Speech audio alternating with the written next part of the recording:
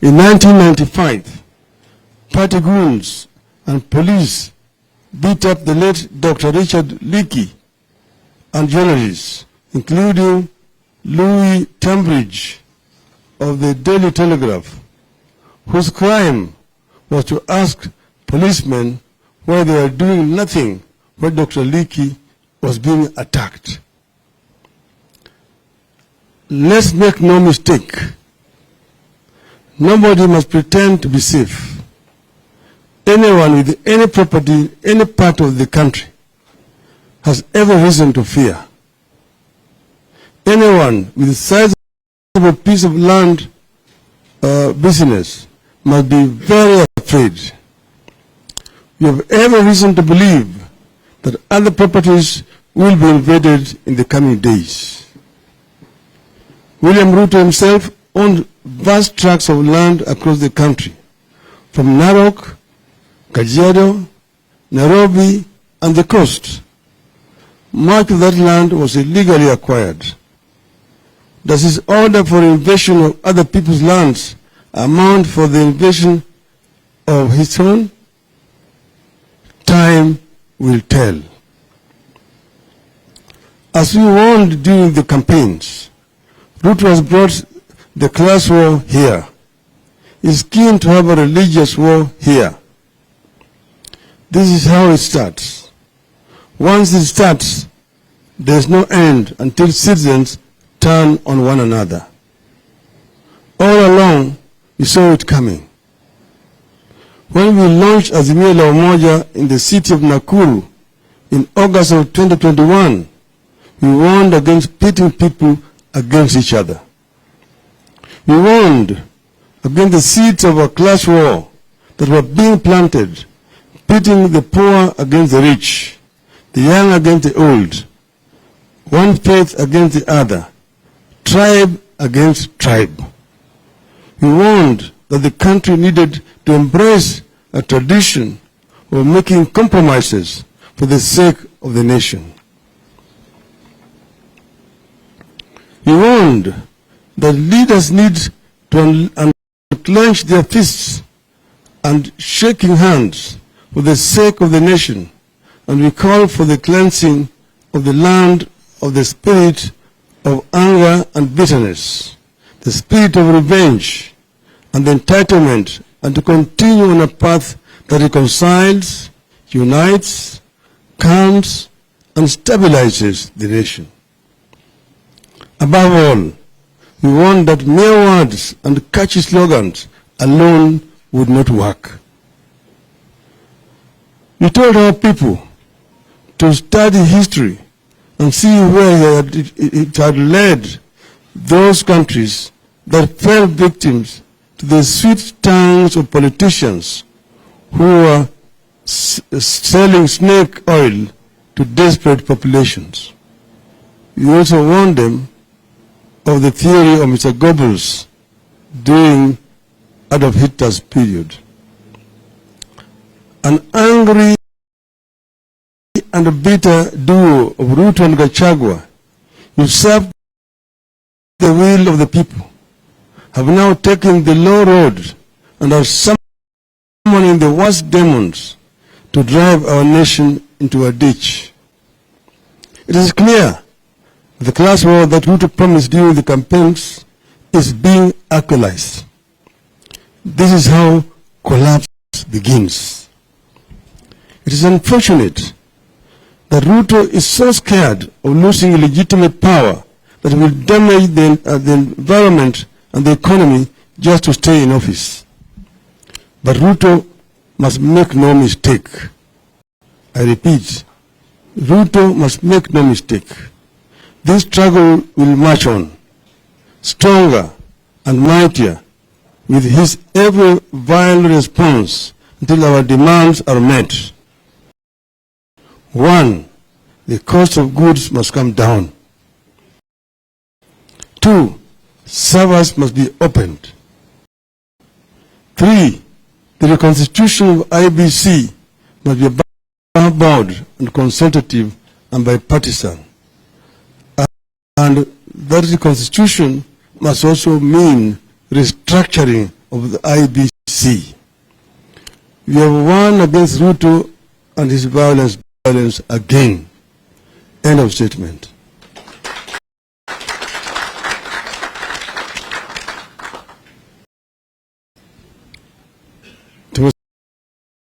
Tumesema kwa Kiswahili, kwa mukhtasari, leo sisi kama Azimio tumehuzunishwa na tukio la jana na juzi. Kwanza, wafuasi wa Azimio wengi wameshikwa kabla ya maandamano ya Jumatatu hujafanyika. Wakati hii kuna wengi ya watu wetu ambao tayari wamepewa notisi ati wafike kwa ofisi ya polisi ati kuna mashtaka ambayo inawangoja. Lakini Azimio hajafanya makosa lolote kisheria. Sisi tulipeana notisi kwa polisi kulingana na sheria. Hata tulifanya zaidi ya yale ambayo ilikuwa inatakikana.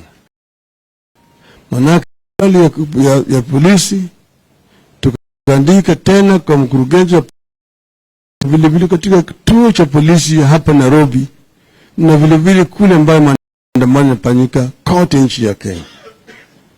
Kwa hivyo sisi tumefuata sheria ambayo na vile vile katiba letu ambayo inakubali ya Kenya kufanya maandamano ya kiamani. Lakini askari ndio wamekashifu sheria.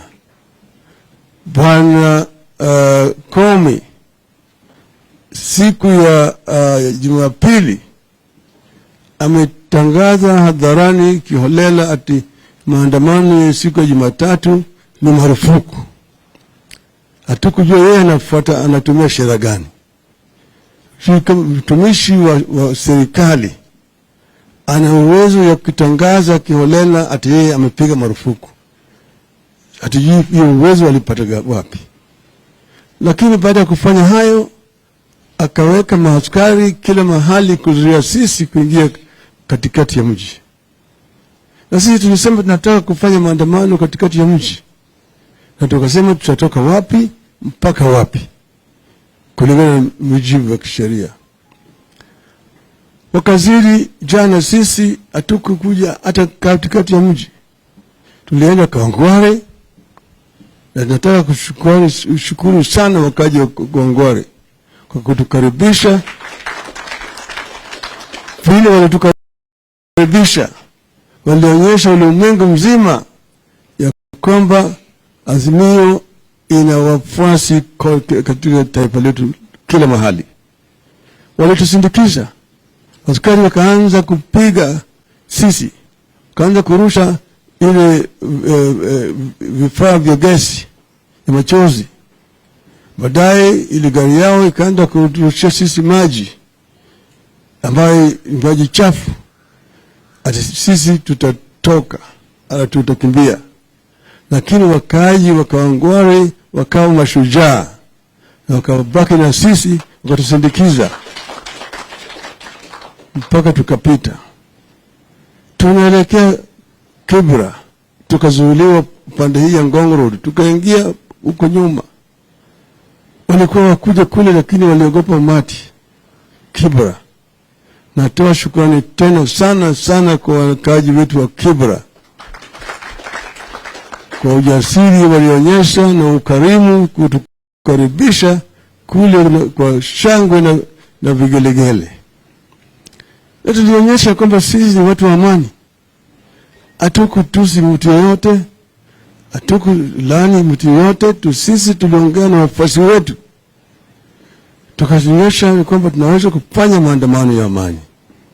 Tulikuwa tunataka kuja Nairobi West, kisha tuvuke tuende pande ile Mkuu kwa Njenga, tuingie pande ile ya Embakasi na kadhalika. Lakini tulizuiliwa.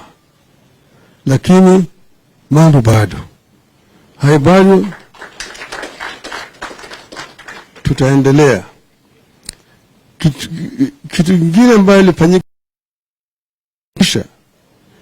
ni majambazi kutolewa wengine Kayole, wengine Nyeri, na kuletwa kuvamia shamba la rais mstaafu Bwana Uhuru Kenyatta, jamii ya Kenyatta.